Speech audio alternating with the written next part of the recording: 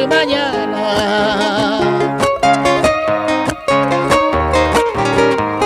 Del diezmo les voy a hablar en el Viejo Testamento, o sea, dar el 10% de tu ingreso familiar.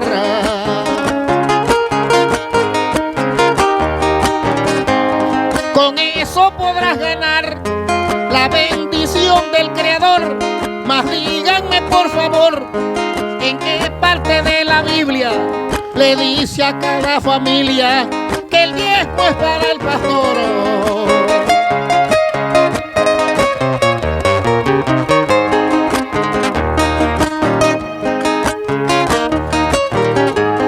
Cada año apartarás tu diezmo, doy testimonio. Eso está en Deuteronomio 14, allí lo hallarás. Esa ofrenda la darás al levita, al forastero, a la viuda, al pordiosero, para el huérfano y al pobre, y no dar plata en un sobre para un pastor tracalero.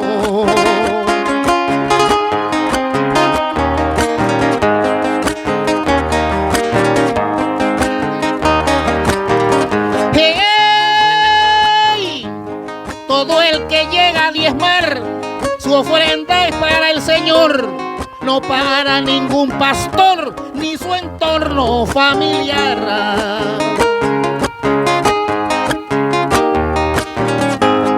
Hoy nos vienen a obligar a diezmar semanalmente, si la Biblia claramente nos dice que cada año, y ellos siguen con su engaño, estafando a mucha gente.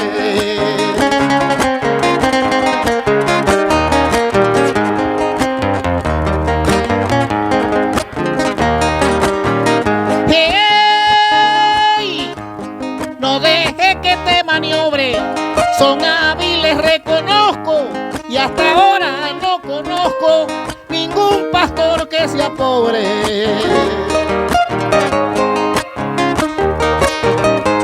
Siempre andan montados sobre buenos carros los farsantes, y el católico ignorante que comete el grave error de darle diezmo a un pastor vividor y arrogante.